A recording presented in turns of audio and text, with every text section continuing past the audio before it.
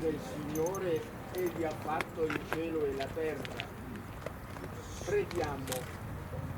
Benedetto sei tu, o Dio nostro Padre, sorgente di speranza e di vita.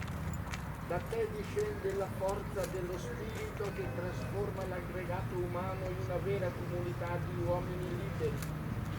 Illumina e proteggi la nostra patria, alla quale hai dato nel corso dei secoli tanti segni della tua benevolenza.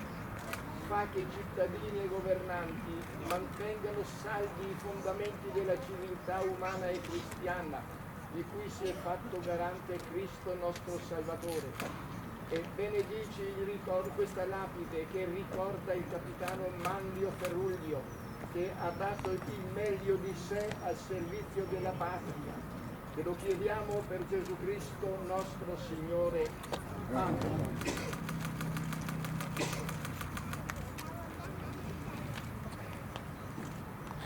Proprio dice